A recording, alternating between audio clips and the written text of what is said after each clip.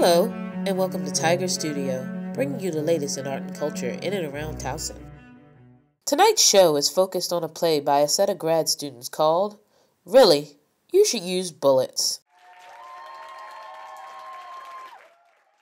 This is Bullets' second time in front of an audience. Bullets is a collaborative creation of its two directors and two amazingly talented actors. It was wonderful to work with these really awesome people who just, you know, we'd come in with a little kernel of something and then they'd be like, oh, this! And they'd, kind of pop out with this fully formed character and world and you're like, whoa, that's amazing. The play was originally devised as a part of Generous Company's new play development series, Gumbo. It was seen on stage for the first time on January the 13th at Theater Project. Before Gumbo, we had 12 days, I think, to rehearse. We had some devising time before that, but we just rehearsed for 12 days. And so we kept it really streamlined and really linear for that one, and decided to just kind of like do what we wanted to do really well rather than try and overdevelop things. Whereas for this one, we had, 2 extra weekends? Two and a half. Of rehearsal time to develop it further so that we actually had a chance to play a lot more than we did before the Gumbo thing. Compared to Gumbo, well, this had many more characters this time, and that was both really fun and much more stressful, a lot of more work and moving. So, but Gumbo was, they're just they're two different experiences. At Gumbo, there was a little bit of, on our ends as well, of the, what is this gonna be? And this time around it's like, oh, you could kind of settle in and be like, we know this, we have to trust the work because we've done the work. And, all right, let's go do this thing.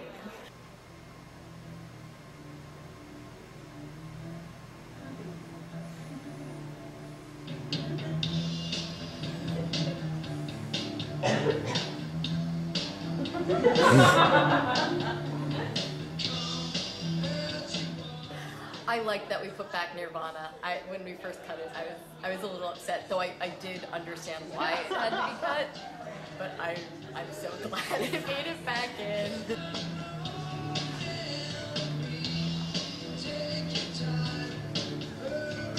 There's something so satisfying about a simple, and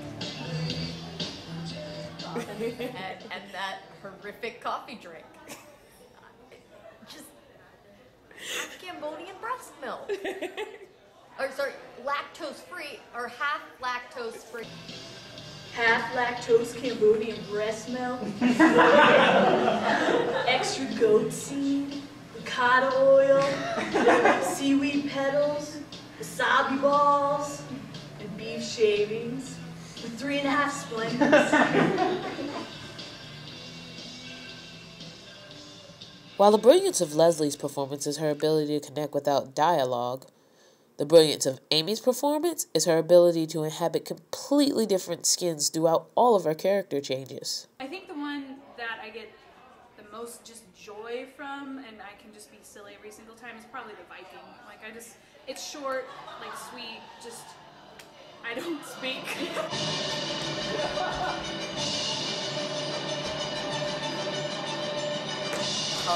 Viking, awesome. And so much of that was just, that was the piece of music that Sean brought in. It's like, oh, well, this is perfect.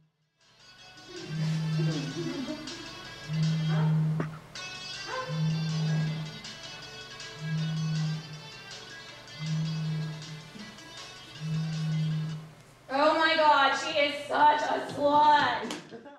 As far as creating the characters, Amber specifically really came from Amy. I'm getting Kurt Russell and Goldie Hawn. Hold on.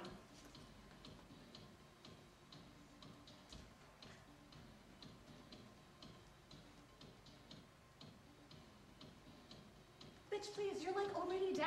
As a director, one of the hardest things sometimes is feeling oh my god, it's all on me.